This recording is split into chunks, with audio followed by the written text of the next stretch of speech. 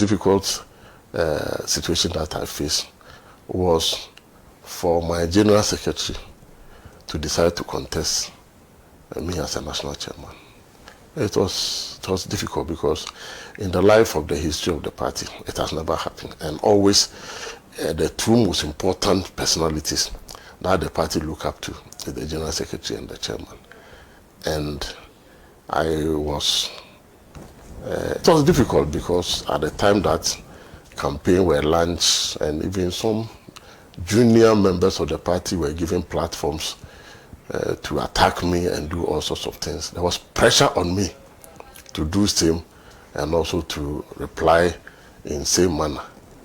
And there were hardliners who felt that I must go boot for boot.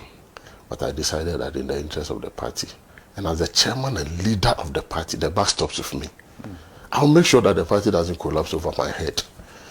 Even if it means losing my chairmanship finally and keeping the party together, I will do that. That is why, Kwesi, you realize that I never responded to some of the very wicked accusations, sometimes weird, to the extent that as a national chairman, I was being linked that I'm an MPP man. Look at my profile that I've taken you through. How can I be an MPP man? All of a sudden, I come from Chibi. So I'm in bed with Akufo-Addo and the MPP. Some of the wicked propaganda was that even you didn't collate the election results. You didn't have a machinery for collating. And the national chairman is not the one who collates results. Under normal circumstances, all the functional officers of the party, directors, all fall under the office of the general secretary. In fact, in our constitution, the national chairman is a figurehead. The NDC constitution is different from MPP constitution. MPP constitution, the national chairman is an executive chairman. In NDC, the general secretary is the executive person who runs the party. The national chairman chairs FEC and chairs NEC, and that is the end. You don't have really anything to do. But all the allegations were heaped on me. But I thought that I'm the leader. The buck stops with me. Again, it was at the same time that I lost my mother. So the environment was not good for me to be. It should have been a somber environment instead of being combative and going to organize press conference. I was in black and then going to respond to people and there. So I decided that I won't say anything. I will speak to the delegates as has always been the case. And when the delegates come and they feel otherwise, well, I'll respect the outcome of it. I have very major challenges with all the processes. But at the end of the day, I decided to keep quiet and respect the outcome of it and allow the party to unite, because the party is bigger than any other single individual. And so if you go into an election and by some stretch of imagination, people felt that you didn't, in spite of all the things that I've done for the party, they felt, why not? When they voted for me in 2018, I didn't go accusing them why they voted for me. So when they voted against me, why should I go and accuse them? And so I've kept quiet. I've never opened my mouth ever since the election, because for me, the most important thing is to create the environment within which the party can operate and get President Mahama elected, because my passion is to see John Mahama coming back, because I've worked with him and I've come to the realization that he's the best safe pair of hands that this country can rely on in this very perilous moment that we find ourselves. And if we made the mistake as a party to divide our front and not allow him to come and finish the unfinished agenda, I don't know where this country will be. The biggest mistake that this country ever made was not to allow John Mahama to complete his second term. Ghana would have been a different place for us. But for me, I know his passion. I know that he has the capacity, he has the knowledge, he is on top of issues. And right from day one, I don't think that President Mahama needs any honeymoon. Right from day one, I think he will hit the grounds running. And my passion to see him elected supersede any other consideration. And so I have decided to keep quiet. I've decided to join forces I was outside the country for medical reasons. I came back. I've never rested. Even in my not too good state of health that I find myself, I am doing party work. I'm doing media work. I am doing a lot of work. Fortunately, I also undertook some program in Richmond University, Virginia. Whilst I was on my hospital bed, I thought I couldn't waste the time. So on campaign management, campaign strategies, new ways of campaigning and all those things. And I have been certified as a professional campaign, management, more or less consultant now. And so with all the experience that I have, what I want to do now is to sit back, look at the political environment, look at gaps, look at where I can offer some constructive advice, where I can offer some training, and where I can offer some direction to ensure that. And I must say that His Excellency John Dramani Mahama, when he visited in my house, said that even while I was on my hospital bed in the US, I was sending him messages. I'm reading this, do this, do this, do this, do this. And he graciously would promptly implement some of the things, and some of them which requires further engagement, we put it on paper and we send it. So I am comfortable, I'm cool, even though I think that the vilification and then the wicked propaganda and accusation against me was very unfair, to say the least, to my person, my family, and everybody, people who are associated with me. I have decided that let's bury the hatchet, let's move on. What is important is about the well-being of the ordinary Ghanaian who is suffering under the excruciating economic environment that we find ourselves in. Let us rescue this country, and let's see what the future will hold for all of us. Elections are about 4 to 5 months away. Do you think that your party will win? I'm very optimistic about the chances of our party winning. And I believe that with the kind of work that, because the party did not start the campaign from yesterday. We started immediately we lost. The verdict for 2020 was pronounced at the Supreme Court. We started. And we have gone through all sorts of processes, reorganization processes, right from the national, region, constituency, to the branch level, to the extent that for the first time we had national officers going to branches to help in putting the branch structures in place. It has never happened, but it did happen under my... So the party started reorganizing and putting the structures firmly on the ground. And I believe that then this issue win and win comfortably. My worry really, is about the processes and those who are in charge of those processes. I'm talking about the Electoral Commission. I'm talking about the security agencies.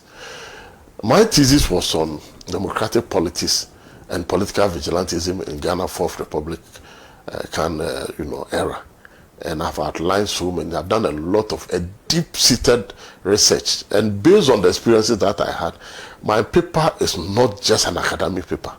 My paper, in fact, I'll give you a soft copy for you. That would be nice. You've been reading people's thesis, and I'm afraid to send my thesis to you. No, there's no problem at all with reading thesis. But I'll send a soft copy for you. And you realize that going into the 2020 elections, we need to be very, very careful. And that's the caution that I'm sending to the Peace Council and all those who think that just mere, promulgation of laws will ensure peace in this country. Mm-hmm. I believe that Nana Akufo-Addo was perhaps virtually forced to hurriedly go and pass the Vigilantism and Other Related Offences Act.